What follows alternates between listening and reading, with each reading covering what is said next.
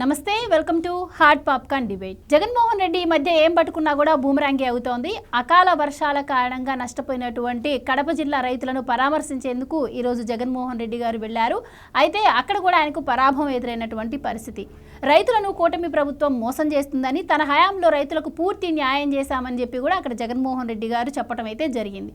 మరి ముఖ్యంగా జగన్మోహన్ రెడ్డి గారి హయాంలో మరి రైతులకు చేసినటువంటి న్యాయం ఏంటి, అలాగే ఇటు చూస్తే ఆయన రైతులపై పోరాడేందుకు అసెంబ్లీకి వెళ్ళకపోవడం కావచ్చు, పార్టీ నుంచి నాయకులు బయటికి వెళ్లడం కావచ్చు, నోరెత్తితే కేసుల భయం కావచ్చు, తాజాగా విడుదల రజనీ కేసు కూడా వైసీపీని షేక్ చేస్తున్నటువంటి విషయం మనందరికీ తెలిసిందే. ఈ నేపథ్యంలో అసలు మరి జగన్మోహన్ రెడ్డి గారి ఫ్యూచర్ ఏంటి అన్న విషయాలను ఈరోజు డిబేట్లో చర్చిద్దాం. మనతో పాటు డిబేట్లో పార్టిసిపేట్ చేసేందుకు స్టూడియోలో ఉన్నారు సీనియర్ జర్నలిస్ట్ డివి శ్రీనివాస్ గారు, అలాగే మరో senior political analyst Madhusudan Reddy గారు. నమస్కారం సార్. నమస్కారం సార్. నమస్తే సార్. మధు గారు, ముందు మీరు చెప్పండి, జగన్మోహన్ రెడ్డి గారు కడప జిల్లా పర్యటన గురించి మీ అభిప్రాయం ఏంటి? కూటమి ప్రభుత్వం రైతులను మోసం చేస్తుంది అని చెప్పి జగన్మోహన్ రెడ్డి గారు అంటున్నారు. ఇంకొక 3 ఏళ్ళు ఆగితే వైసీపీ అధికారంలోకి వస్తుంది, రాగానే నెలలోనే వాళ్ళకి ఇవ్వాల్సినటువంటి 50 లక్షలు ఇస్తా అంటున్నారు, ఇన్సూరెన్స్ కూడా ఇస్తా అంటున్నారు. కూటమి ప్రభుత్వం అవి ఇవ్వలేదు అని చెప్తున్నారు. సో ఆయన మాటల్లో నిజమెంత అంటారు? ఇప్పుడు అధికారం కోసం కలలు కంటుండు, కపటి నాటకాలు ఆడుతుండు, కపటి నాటక వేషధారి. అందువల్ల మోసగాళ్ళకి మోసగాడు మోసపు మాటలే మాట్లాడుతుంటాడు. నేను అనేది ఏంటంటే సమస్య రైతులది. గతించినటువంటి 5 ఏళ్ల ప్రభుత్వ కాలంలో ఉద్యాన పంటలు అధికంగా పండించేటటువంటి రాయలసీమ ప్రాంతంలో డ్రిప్పు ఎత్తేసిన సన్నాసి ఎదవ ఎవడు అనేది కానీ తెలుసుకోగలిగితే, సన్నాసి ఎదవ ఎవడు అంటే వాడే వీడు, పులివెందుల పాబ్లో ఎస్కోబార్. ఈ పులివెందుల పాబ్లో ఎస్కోబార్ ఇప్పుడు వచ్చి మాట్లాడితేట, ఇప్పుడు పర్యావరణం మన చేతిలో ఉండదు. పర్యావరణం పెనుమార్పులు సంభవిస్తూ ఉంటాయి. ఎప్పుడో మే నెలలో గాయాల్సిన ఎండలు మార్చి నెలలోని ఎండలు విపరీతంగా 43 డిగ్రీ టెంపరేచర్ టచ్ అయితే ముందే ఎక్స్పెక్ట్ చేసినాం అలాంటి వాళ్ళు, ఈ వడగళ్ళు వాన పడుతుంది, ఖచ్చితంగా రైతులు ఇబ్బంది పడతారనేది 10 రోజుల క్రితమే తెలుసు.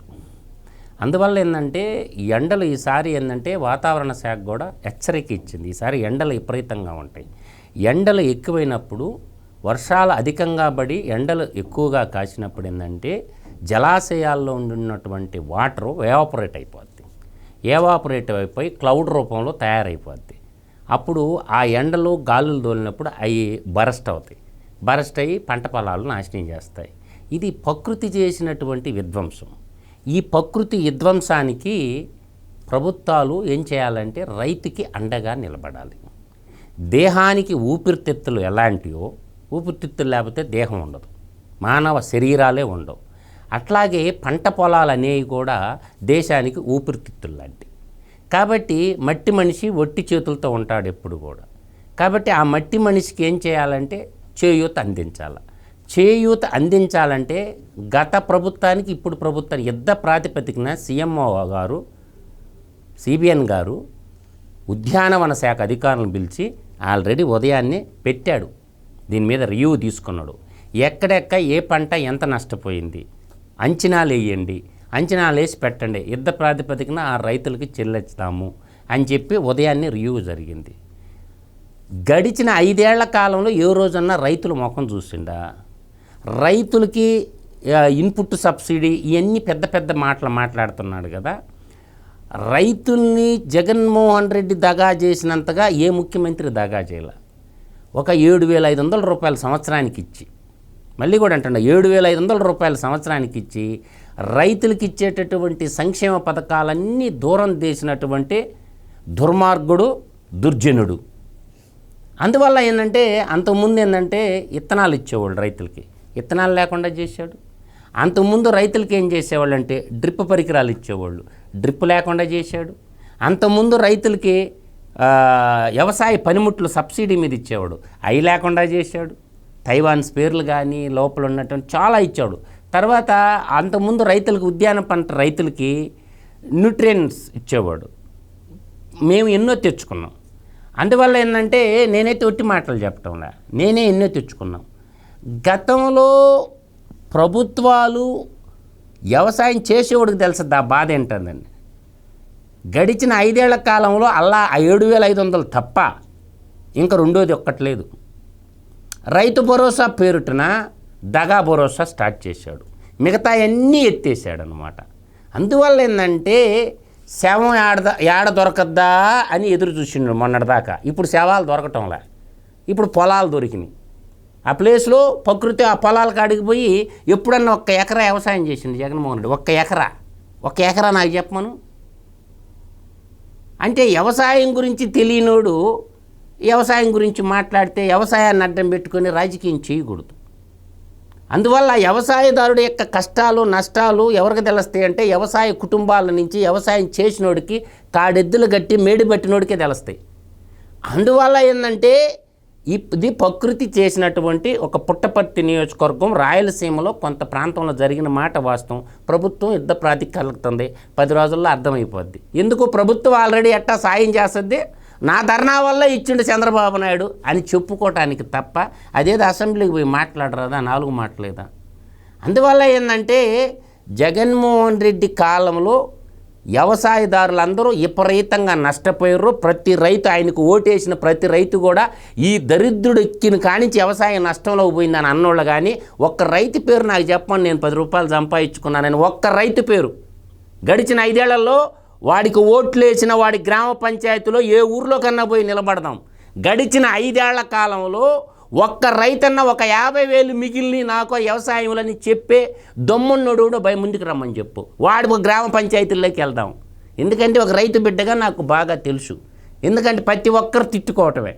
అందువల్ల ఏంటంటే గత కృష్ణో నాస్తి దుర్భిక్షం అన్నారు. ఈరోజు నేను రాత్రి జరిగింది, ఈరోజే దాన్ని సీఎం గారు సీఎంఓలో రివ్యూ చేశాడు. అక్కడ స్థానికంగా ఉన్న వ్యవసాయ అధికారులు, ఉద్యాన శాఖ అధికారులు ఆ రిపోర్ట్ ఇస్తారు. రైతులకు ఇవ్వాల్సిన నష్టపోయిన నష్టపరిహారాన్ని ఎంత కష్టమైనా చంద్రబాబు నాయుడు గారు ఇస్తారు. బుడమేరులో రైతులు నష్టపోతే ఇవ్వలేదా నాడు అందరికీ పిలిచి ఇచ్చాడు. బుడమేరులో వాళ్ళకి అనుకున్న కాడికి ఎక్కువ ఇచ్చాడు రైతులకి. బుడమేరులో బాధితులకి అందరికీ కూడా, సామాన్యులకి ఇచ్చాడు, రైతులకు కూడా ఇచ్చారు. రైతులు పండగలాగా ఫీల్ అయిపోయాను. అట్నే రేపు చూడండి ఏం జరగద్దో.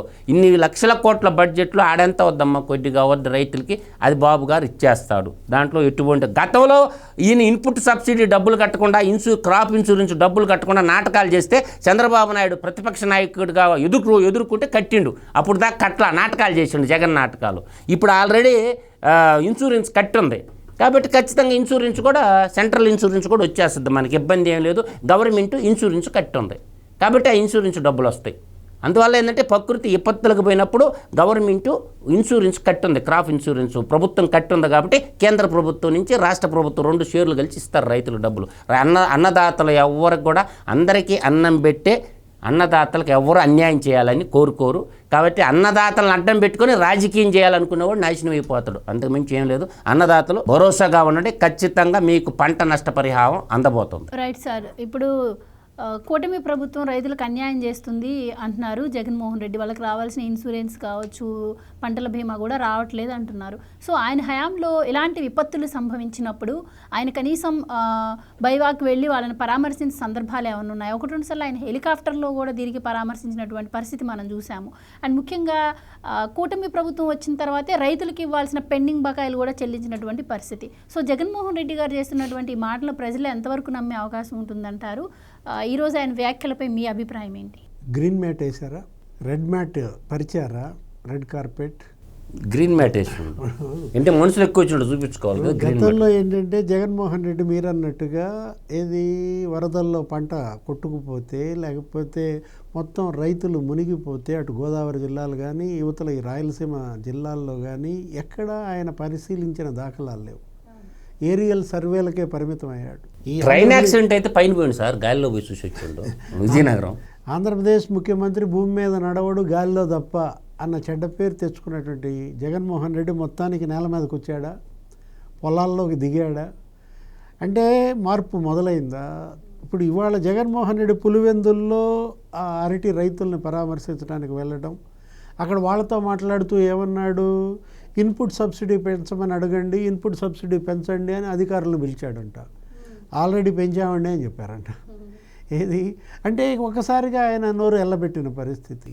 గాలిరెడ్డి గాలిలో తిరగకుండా నేల మీదకి వచ్చిండు సంతోషం. ఇప్పుడు జగన్మోహన్ రెడ్డి రైతుల మీద ఆయన మొసలి కన్నీరు కార్చటం. ఇప్పుడు ఇవాళ సరే నువ్వు అధికారంలో ఉన్నప్పుడు ఏం చేశావు, అది కదా ఇవాళ ప్రశ్నించేది. 5 ఏళ్ళు నువ్వు అధికారంలో ఉన్నావు, అన్ని హామీలు నువ్వు చెప్పావు, ఒక్క హామీ అయినా రైతులకు ఇచ్చింది నువ్వు నెరవేర్చావా? ఇప్పుడే మధు గారు చెప్పారు ఏమని, డ్రిప్ ఇరిగేషన్ ఎగ్గొట్టాడు. 90% సబ్సిడీ వచ్చేది ఎవరికి, ఎస్సీ ఎస్టీ రైతులకు. అసలు అది నిజంగా ఒక కామధేను అన్నమాట. ఏది, హార్టికల్చర్కి. హార్టికల్చర్ రైతులకి నీకు ఇవాళ పండ్ల తోటలు రాయలసీమ హార్టికల్చర్ హబ్గా మారిందంటే ఆ ఒక్క స్కీమ్. ఎవరు దానికి కారకుడు? అసలు డ్రిప్ ఇరిగేషన్ ఇవాళ వచ్చిందంటే దానికి కారకుడు చంద్రబాబు నాయుడు. ఏంటి, అప్పట్లో Suresh Prabhu, Chandrababu task force chairman, కో చైర్మన్గా, వాజ్పేయి ప్రధానమంత్రిగా ఈ డ్రిప్ ఇరిగేషన్ తీసుకొచ్చారు, స్ప్రింక్లర్ ఇరిగేషన్ తీసుకొచ్చారు. చంద్రబాబు ఆధ్వర్యంలో ఉన్నటువంటి టాస్క్ ఫోర్స్ తీసుకొచ్చినటువంటి ఈ డ్రిప్ ఇరిగేషన్ ఇవాళ ఏంటి, నీకు పండ్ల తోటల అభివృద్ధికి మనం చూసాం. ఆంధ్రప్రదేశ్లోనే అత్యధిక తలసరి ఆదాయం ఉన్న ప్రాంతం లింగాల.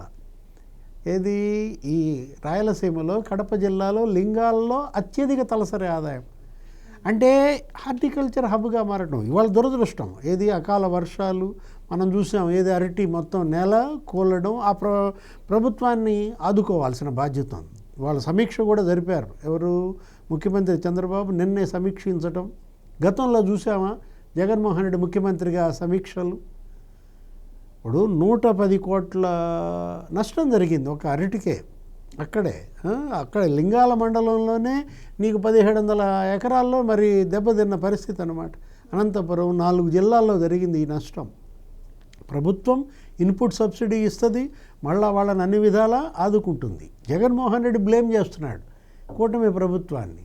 ఎందుకు, ఇప్పుడు మీరు కూడా అన్నారు ఏంటంటే కూటమి ప్రభుత్వం రైతులకు ఏమీ చేయలేదా అంటే, 1750 కోట్లు జగన్మోహన్ రెడ్డి పెండింగ్ పెట్టిన ధాన్యం బకాయిలు తీర్చింది ఎవరు?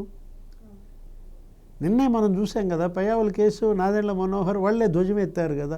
నువ్వు కనీసం ధాన్యం రైతులకు బకాయిలు ఇవ్వలేదంటే 21 రోజుల్లో ఇచ్చేస్తా అన్నాడు. ఇన్ని నెలలు పెండింగ్ పెడతారా?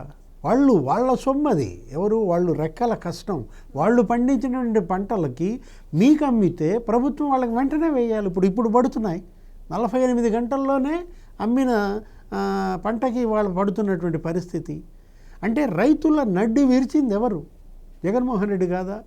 ఇవాళ ఏమంటాడు, బీమా సౌకర్యం నేను బ్రహ్మాండంగా చేశాను, క్రాప్ ఇన్సూరెన్స్, ఇప్పుడు వీళ్ళు ఫెయిల్ అయిందంటాడు. అరే 60 లక్షల మంది రైతులు ఉంటే కనీసం వాళ్ళల్లో 15 లక్షల మందికి ఇచ్చావా క్రాప్ ఇన్సూరెన్స్? అంటే జగన్మోహన్ రెడ్డి చేసినటువంటి నష్టం, అసలు నీ పతనానికి ప్రధాన కారణం నీ ఓటమికి ఎవరు? రైతులు కాదు, నిన్ను ఓడించిందే రైతులు అన్నమాట. ఏంటి, ఇలాంటి ప్రభుత్వం మాకు వద్దురా నాయన. ఇప్పుడు నువ్వేదో విపత్తుల గురించి మాట్లాడుతున్నావు. నీ హామీ ఏంటి? విపత్తు సహాయ నిధి అని ఒకటి పెడతానన్నాడు. 4000 కోట్లతో విపత్తు సహాయ నిధి అన్నాడు. పెట్టావా? ఎందుకని పెట్టలేకపోయావు విపత్తు సహాయ నిధి? కేంద్రం నుంచి పోనీ ఏమైనా తీసుకురాగలిగావా విపత్తు సహాయ నిధి? ఇప్పుడు ఈరోజు మనం చూసాం, ఈ 10 నెలలు 9 నెలలు మొన్నే దగ్గర ఒక 1700 కోట్లు ఏమో ఇచ్చింది కేంద్రం. విపత్తు సహాయ నిధి 5 రాష్ట్రాలకు 1700 కోట్లు ఇస్తే అందులో 700 కోట్లు ఆంధ్రప్రదేశ్కి. చంద్రబాబు పట్టుబట్టి ఇక్కడ ఉన్నటువంటి ఎంపీలు వాళ్ళ కేంద్రంలో ప్రతి స్కీమ్లో కూడా ఆంధ్రప్రదేశ్కి వాటా. ఈ ఎంపీలు ఎలా తెస్తున్నారు? కూటమి ఎంపీలు. గతంలో జగన్మోహన్ రెడ్డి ఎంపీలు ఎలా ఫెయిల్ అయ్యారు? మీ కేసుల కోసం, నీ మీద కేసులు, నీ తమ్ముడి మీద కేసుల కోసం మొత్తం ఎంపీలనే నువ్వు తాకట్టు పెట్టావన్న చెడ్డ పేరు తెచ్చుకున్నావు. రైతుల్ని జైల్లో పెట్టిండు సార్. ప్రకాశం జిల్లాలో శనగ రైతుల్ని జైల్లో పెట్టిన దుర్మార్గుడు సార్ వీడు. సంఖ్యలేసి రైతులకు సంఖ్యలేసి జైల్లో పెట్టిన దుర్మార్గుడు. అంటే ఎలా మర్చిపోతారు జనం? ఇప్పుడు జగన్మోహన్ రెడ్డి వాళ్ళేదో రైతుల దగ్గరికి వచ్చినంత మాత్రాన, పలకరించినంత మాత్రాన, మొసలి కన్నీరు కార్చినంత మాత్రాన గతం మర్చిపోతారా? అమరావతి రైతులపైన జరిగిన దాడి, ఎంతమంది రైతులను జైలుకు పంపారు? రైతు మహిళలపైన ఎంత దాడి? అమరావతి మహిళా రైతులు బట్టలోడు తీసినటువంటి దుశ్శాసనుడు అయితే దుశ్శాసన పర్వం, సభా పర్వాన్ని కాస్త ప్రజాస్వామ్యాన్ని దుశ్శాసన పర్వంగా మార్చాడు సార్. రైతు కంట కన్నీరు. వాళ్ళ జగన్మోహన్ రెడ్డి ఈ పరిస్థితి అనమాట. 151 సీట్లతో నిన్ను గెలిపించారే, అదే రైతుల్ని నువ్వు ఎంత కన్నీళ్లు పెట్టించావు, ఆత్మహత్యలు. అరే నువ్వు ఇస్తానన్న ధరల స్థిరీకరణ నిధి అన్నావు, 3,000 కోట్లతో ధరల స్థిరీకరణ నిధి పెడతానన్నావు, ఎందుకని అమలు చేయలేదు? ఇప్పుడు మళ్ళీ ఈరోజు ఏమన్నాడు, 0 వడ్డీ గురించి మాట్లాడతాడు, పావలా వడ్డీ గురించి మాట్లాడతాడు. ఆ రోజు నువ్వు ఇవ్వకపోతేనే కదా చంద్రబాబు అసెంబ్లీలో ధర్నా చేసింది, అసలు బైఠాయించాడు చంద్రబాబు. ఆ రాత్రి కూడా నేను ఇక్కడే బైఠాయిస్తానంటే కదా నువ్వు అప్పటికప్పుడు జీవో విడుదల చేసింది. కట్టారు డబ్బులు. అంటే అప్పుడు ప్రతిపక్ష నాయకుడిగా చంద్రబాబు పనితీరు, నీ ప్రభుత్వంపై ఆయన చేసిన ఒత్తిడి, రైతులకు అండగా ఆ రోజు తెలుగుదేశం ఎలా ఉంది. ఇప్పుడు పశ్చిమ గోదావరిలో వరదలు వచ్చినా, కృష్ణా జిల్లాలో వరదలు వచ్చినా జగన్మోహన్ రెడ్డి విదేశాలకు వెళ్ళిపోతాడు, విహారయాత్రలు చేస్తాడు, లేకపోతే గాల్లో యాత్రలు చేస్తాడు. మొత్తానికి నేల మీదకి తెచ్చాడు. ఏది జగన్మోహన్ రెడ్డి ఇవాళ మరి ఆయన కళ్ళు నేల మీదకి వచ్చినందుకు సంతోషించాలి. ఇప్పుడన్నా శాసనసభకి వెళ్తాడా? ఇప్పుడు ఇక్కడ మాట్లాడాడు కదా పులివెందుల్లో అరటి రైతుల గురించి, ఆ మాటలే నువ్వు అసెంబ్లీలో మాట్లాడచ్చు కదా. అయ్యన్న పాత్రుడి దగ్గర మీ నోరు పెగలదా? రఘురామకృష్ణరాజును చూస్తే నోరు రాదా? ఇప్పుడు డివిఎస్ గారు మీరు బాగా అర్థం చేసుకోండి, రైతు ద్రోహి ఎవరు అంటే వాళ్ళ మేనిఫెస్టోనే తాత్కారకం. వాళ్ళ మేనిఫెస్టోలో ఇంత పొడుగుంటుంది, అది చాలామంది మర్చిపోయినాడు అనుకుంటుండవు. ఈ కలికాల జగనాసురుడు రైతుల పాలిట భస్మాసురుడు, కలికాల జగనాసురుడు రైతుల పాలిట భస్మాసురుడు. భస్మాసురుడు పురాణాల్లో వాడి చెయ్యి వాడిని ఎత్తిని పెట్టుకున్నాడు. ఇది వరమిచ్చిన శివుణ్ణి రెడ్డి చెయ్యి ఆయన మీద పెట్టుకోవాలా, జనం ఎత్తిని పెట్టాడు అని చెప్తాను.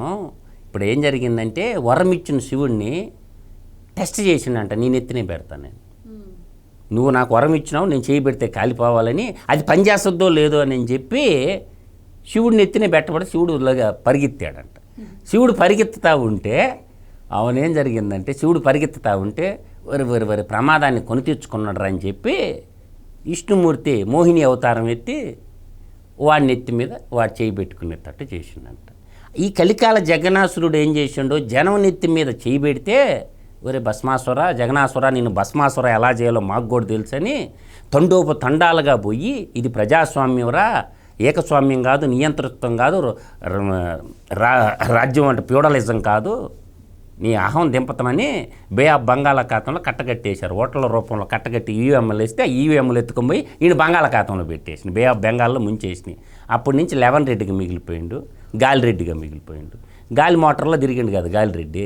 అందువల్ల నేను అనేది ఏంటంటే నిజం చెప్పను, నేను మొట్టమొదటి చెప్తున్నా డివిఎస్ గారు, నిజం మాట్లాడితే వాడు శిరస్సు ఎయ్యి ఒక్కలవద్దని.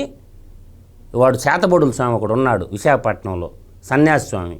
ఆ సన్యాసి స్వామి వీడికి చెప్పినట్టు, ఒరే జగన్మోహన్ రెడ్డి నువ్వు కానీ నిజం చెప్పినట్టు నీ శిరస్సు ఎయ్యి ఒక్కలవద్ది, బతికున్నంతకాలం నిజం చెప్పబాకని చెప్పిండట. అందుకని వాడి పీట వాడు వేసుకొని కూర్చొని దానికి ఒక పీఠానికి ఒక పేరు పెట్టిండు శారదాపీఠం అని, ఆ శాతబొడుల స్వామి చెప్పినట్టు. అట్లాగే అబద్ధాలకి ప్యాంటుకి సట్టేస్తే వాడే జగన్మోహన్ రెడ్డి అని నేను ఎప్పటి నుంచో చెప్తుంటా. కింద కాకి ప్యాంటు పైన తెల్ల చొక్కా, సగం పోలీసుడు సగం రాజకీయ నాయకుడు. జగన్మోహన్ రెడ్డి అంటే తక్కువ అంచనా ఇవ్వకండి. నా మాట వినకపోతే పోలీసు అవతారం వేస్తానంట. నేను అనేది సార్ చెప్పినట్టు 3,000 కోట్లు ధర స్థిరీకరణ నిధి పెట్టినాడు ఆవిడ బొత్తుక్కి. అది కాదు ఇంకా ఉంది, 175 నియోజకవర్గానికి ఒక ఫుడ్ ప్రాసెసింగ్ యూనిట్ పెడతానన్నాడు. ప్రతి నియోజకవర్గానికి ఒక ఫుడ్ ప్రాసెసింగ్ యూనిట్ పెడతానన్నాడు. టార్చ్ లైట్ పెట్టి ఎతకదాం పండి ఎక్కడ నవ్వుపడద్దాం. 175 నియోజకవర్గానికి ఒకటి. ఆడు చెప్పింది ఏంటంటే అది చెప్తా, ముచ్చటకు కూడా వస్తా, మండలానికి ఒక కోల్డ్ స్టోరేజ్ పెడతానన్నాడు. ఏంది మండలానికి ఒక కోల్డ్ స్టోరేజ్? వాడు పులివెందుల్లో తప్ప ఇంకేడగట్ల. వాడు పులివెందుల్లో డబ్బులు కొట్టేయటానికి దానికి కరెంట్ లైట్లు లేకుండా దానికి ఏమి లేకుండా కట్టిండు. కాబట్టి నియోజకవర్గానికి ఒక కోల్డ్ స్టోరేజ్ కడతానన్నాడు. కట్టినవా? తర్వాత సార్ ప్రకృతి విపత్తి నిధిలో 4,000 కోట్ల రూపాయలు పెడతానన్నాడు. ₹1 బెళ్ళబెట్ల. ప్రకృతి విపత్తు నిధుల్లో 400 కోట్లు ఉంటాయి, నాకేసిండు. 4,000 కోట్లు పెట్టకపోక దాంట్లో ఉన్న 400 కోట్లు తీసేసుకున్నాడు. ఇప్పటికి ఎన్ని చెప్పా? 4 చెప్పా. తర్వాత రైతులకు ఉచిత బోర్లు అడిగినోడికి అడిగినట్టు వేపిస్తానన్నాడు. ఒక్క బోరు చూపిరా నువ్వు వేపించిందే? ఎరగబడిన మార్కాపురం కానీ, వెనకబడిన జిల్లాలో గిద్దలూరు కానీ, వెనకబడిన జిల్లా కనిగిరి కానీ, వెనకబడిన కందుకూరు కానీ, వెనకబడిన ఉదయగిరి కానీ, వెనకబడిన ప్రాంతాల్లో రాయలసీమను తలపెట్టింటేటటువంటి ప్రాంతాలు కొన్ని ఉంటాయి మన ఆంధ్రప్రదేశ్లోనే. అవి ఏమి అనగా మనకి ఎర్రమగొండపాలెం, మార్కాపురం, గిద్దలూరు, కనిగిరి, కందుకూరు, ఉదయగిరి, ఆత్మాకూరులో కొన్ని మండలాల్లో, వెంకటగిరి ప్రాంతంలో రాయలసీమను తలపిస్తే నేను చెప్పిన 7 నియోజకవర్గాలు. నల్లమల్ల ఫారెస్ట్కి పై పక్కన రాయలసీమ ఉంటుంది, దిగువ పక్కన కొండల ప్రాంతంలో ఇవి ఉంటాయి అన్నమాట. ఒక్క బోరు చూపి రైతులకు ఉచిత బోర్లు ఏమైనాయి, ఎట్టపోయినాయి? అదొక దగా చేసిండా? ఇందా చెప్పిన 90% డ్రిప్ సబ్సిడీని దగా చేసిండా? ఇంకా చెప్పుకుంటా పోతే రైతులకు స్మార్ట్ మీటర్ల పేరుతో కూడా 36,000 కోట్లు ఇండోసోల్ విశ్వేశ్వరరెడ్డికి వాళ్ళ తమ్ముడికి అవినాష్ రెడ్డి కంపెనీ కదా 25% షేర్ ఉందలే దాంట్లో ఇండోసోల్లో అవినాష్ రెడ్డికి. ఆ 25% షేర్ కోసం మొత్తం స్మార్ట్ మీటర్ల కుంభకోణం ఈ మహానుభావుడు తెచ్చిందేనా? 36,000 కోట్లు రైతులను అడ్డం పెట్టుకొని నాకేయాలని చూశారా? అందువల్ల నేను అంటుండేది ఏంటంటే ఇంకొకటి కూడా ఉంది ఇక్కడ ఇంకొకటి ఏంటంటే పావలా వడ్డీ అంటున్నా కదా. పావలా వడ్డీ కథ నీకు తెలుసురా? ఆ పావలా వడ్డీ కథ నేను చెప్తా. నాబార్డు బ్యాంకు డబ్బులు ఇస్తుంది రైతులకి. వీళ్ళు మధ్యలో బ్రోకర్ సంస్థలు ఇక్కడ ఉండే బ్యాంకులన్నీ కూడా జాతీయంగా ఉండేటటువంటి భారత పార్లమెంటు నాబార్డుకి డబ్బులు ఇస్తుంది. నాబార్డు వాళ్ళు ఏం చేస్తారంటే లోకల్లో ఉన్న బ్యాంకులకి రైతులకు వడ్డీకి ఇమ్మని ఇస్తారు.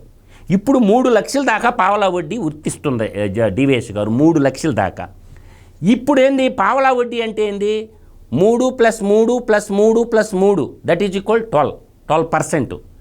కాబట్టి ఈ 3% లక్షకి 3,000 రైతు కట్టమంటారు.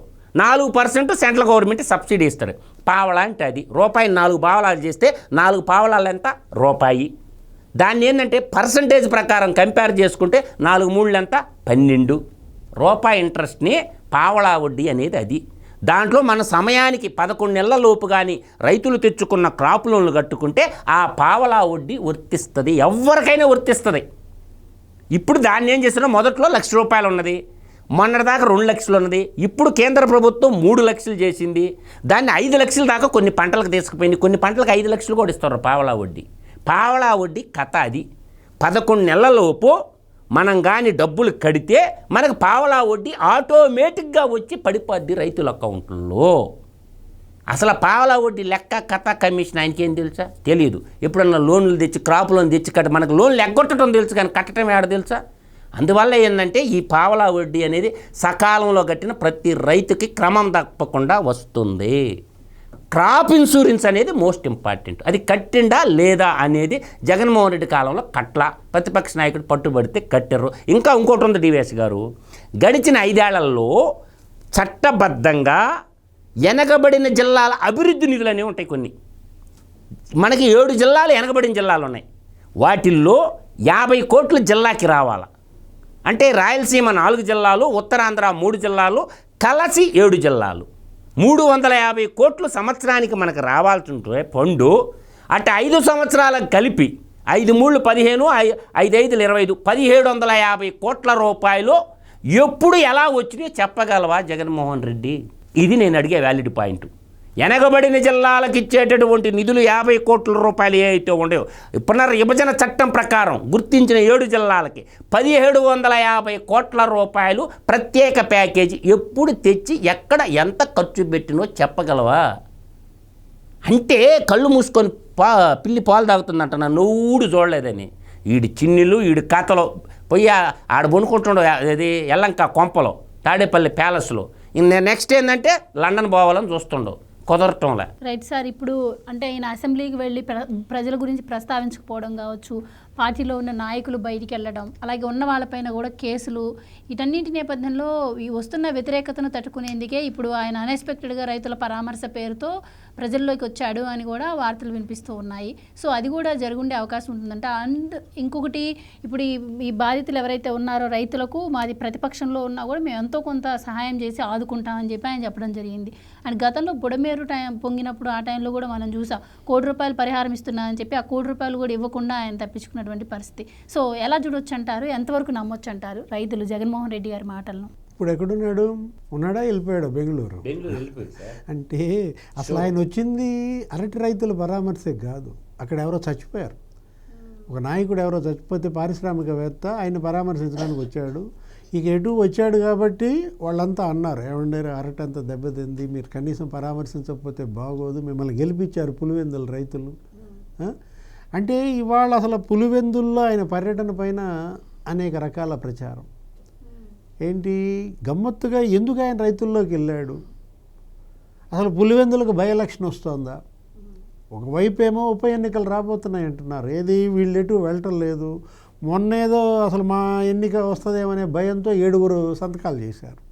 దాని మీద అయ్యన్న పాత్రుడు తిట్టాడు, ఏమని దొంగల్లాగా వచ్చి సంతకాలు పెడతాం ఎందుకురా నాయన, మీరు గౌరవ సభ్యులు, ఇది గౌరవ సభ కాదు, ఘరానాగా వచ్చి నువ్వు సంతకం పెట్టి సభలోకి వచ్చి కూర్చొని నువ్వు మాట్లాడొచ్చు కదా అని అయ్యన్న పాత్రుడు ఆవేదన. ఇప్పుడు జగన్మోహన్ రెడ్డి నిన్నేదో రైతుల దగ్గర మాట్లాడే బదులు వాళ్ళ యొక్క వాయిస్ ఏదో రేపు అసెంబ్లీలో ఎందుకని వినిపించడు? ఎందుకు అసెంబ్లీ ఫోబియా పట్టింది? భయం ఏంటి? భయపడేవాడు నాయకుడు ఎలా అవుతాడు? వీళ్ళకి భరోసా ఎట్లా ఇస్తాడు? ఇప్పుడు నువ్వేమని చెప్పావు ఆ రోజు, ప్రతి రైతుకి నువ్వు కేంద్రం ఇచ్చేది కాకుండా ఇంకా 6,000 ఎక్స్ట్రా ఇస్తానన్నావు. అదే రైతు భరోసా. ప్రతి రైతుని 6,000 మోసం చేశావు. దగ్గర 30,000 కోట్ల మోసం అది. ఏది కేంద్రం ఇచ్చేదే ఇతను ఇవ్వటం తప్ప ఇతను ఇస్తానన్నటువంటి వాగ్దానం నిలబెట్టుకోలేడు. వెంటనే 4 ఏళ్ళు నీ వైపు చూపిస్తాయి. 1 ఏళ్ళు నువ్వు ఇటు చూపిస్తే, మొన్న నిన్ను ముఖ్యమంత్రిని చేస్తే ఏం ఒరగబెట్టావురా మగడా నిన్ను మళ్ళా ముఖ్యమంత్రి చేయడానికి? ఇప్పుడు నీ దగ్గర అధికారం ఉన్నప్పుడు నువ్వేమీ చేయలేని పరిస్థితి, ఇంకా పైపెచ్చు దోచుకున్న పరిస్థితుల్లో మళ్ళా నాకు అధికారం ఇస్తే నేను ఓడబొడుస్తానంటే నమ్ముతారా? 4 ఏళ్ల తర్వాత చూద్దాంలే సార్, కాపురానికి ఇప్పటి నుంచి రాకపోతే అమ్మాయి 4 ఏళ్ల తర్వాత కాపురానికి వస్తానదంట. అది సవ్యంగా జరిగే కాపురమేనా? అతను ఇవాళ ఏంటి నమ్మకాన్ని కోల్పోయాడు. ఏది జగన్మోహన్ రెడ్డిని వాళ్ళు ఎవరు నమ్మే పరిస్థితి లేదు. ఇవాళ సొంత పార్టీ వాళ్ళే మీరే అన్నారు ఇంట్రోలో, ఏది వరుస పెట్టి వలసలు పోతున్నారు. అటు కేసుల భయం, ఇటు అరెస్టులు, జైళ్ళ భయం. మనం చూసాం నిన్న విడుదల రజని ప్రెస్ మీట్ పెట్టి నేను అసలేం భయపడతలేదు అంటే మనిషి ఏం భయపడుతుంది. ఇప్పుడు పోసాని కృష్ణమురళి నిన్నే బయటకు వచ్చాడు బెయిల్ పైన. పాపం అంబటి రాంబాబు పక్కన చేరి మాట్లాడని మైకి పెడితే సార్ బెయిల్ ఇప్పించిందే ప్రభుత్వం సార్. పోసాని మురళికి వెళ్ళిపోయాడు, ఆయనకి బెయిల్ రాలేదు, ప్రభుత్వం కనికిరించి వదిలేసింది. అంటే ఏంటి వాళ్ళ కేసులు, అరెస్టులు, జైలు, బెయిలు. రేపు ఎవరు వెళ్తారు జైలుకి? అందుకని అతను అందరూ వదిలేసి వెళ్ళిపోతున్న పరిస్థితి. తల్లి వదిలేసింది, చెల్లెళ్ళు వదిలేశారు. అసలు అతని నీడ ఎవరు? నిన్నటిదాకా నువ్వు ఏ1 అయితే అతను ఏ2. నీ మీద మనసు ఇరిగిపోయింది అన్నాడు. జగన్ మీద సాయిరెడ్డికే మనసు ఇరిగిపోతే ఇంకెవరికైనా ఉంటుందా మనసు? రైతుల మనసు ఎప్పుడో ఇరిగిపోయింది సార్. ఏ1 అంటే అక్యూజ్డ్ పర్సన్ 1. మనం ఏ1 అనుకుంటే ప్రజలు ఏమనుకుంటారు? ఆర్టిఫిషియల్ ఇంటెలిజెన్స్ అనుకుంటారు. ఏ1 అని ప్రజలు మర్చిపోయారు. మాకు ఆర్టిఫిషియల్ ఇంటెలిజెన్స్ కావాలి కానీ ఏ1 వద్దంటారు.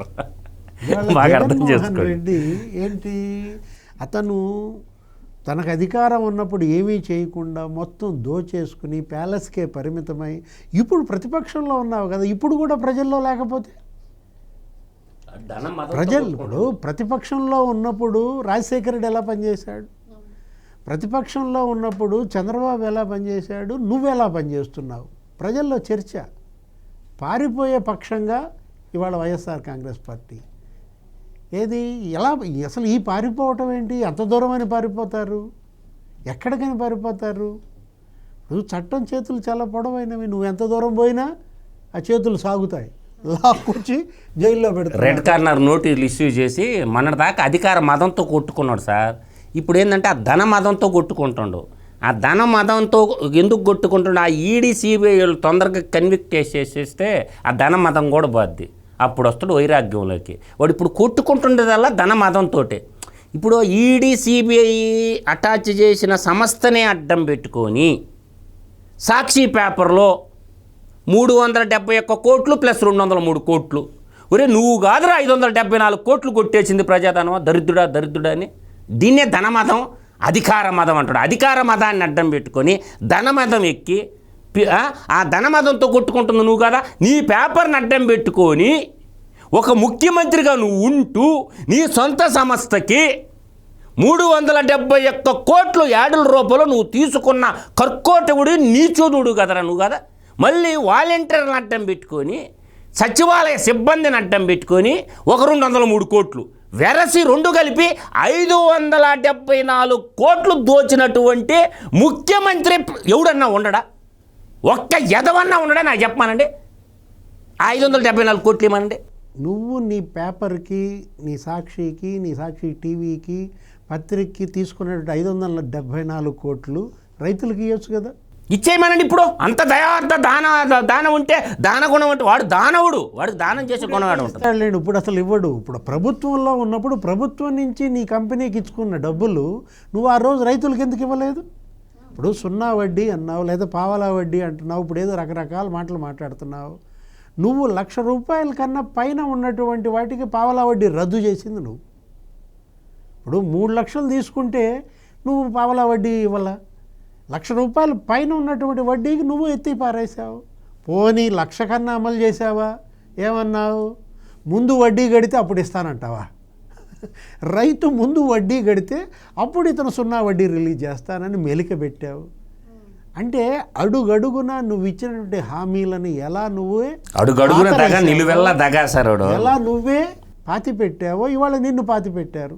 అంటే నువ్వు అధికారంలో ఉన్నప్పుడు నీ చేతిలో పవర్ ఉంది కాబట్టి హామీలను పాతి పెట్టావు. ఇప్పుడు ప్రజల చేతిలో పవర్ ఉంది కాబట్టి నిన్ను పాతి పెట్టారు. ఇక్కడ ఇష్యూ ఏంటంటే జగన్ కష్టాలు, జనం సుఖాలు. ఇప్పుడు గతంలో మనం చూసాం, జగన్ సుఖపడ్డప్పుడు జనం కష్టపడ్డారు, నరకం చూశారు. బీసీ, ఎస్సీ, ఎస్టీ, ముస్లింలే కాదు, రైతులు, కార్మికులు, మహిళలు నానా నరకం చూశారు. ఇప్పుడు వాళ్ళు సుఖపడుతున్నారు. ఎవరికి వచ్చినాయి కష్టాలు? అంటే జనం సుఖాలు, జగన్ కష్టాలు అన్నమాట. అడుగడుగున దగా నిలువెల్ల దగా, వాడు బతుకే ఒక దగా. Right sir, thank you so much అండి. Thank you so much sir. ఇది వాళ్ళ డిబేట్. మరో డిబేట్తో మళ్ళీ కలుద్దాం. Keep watching.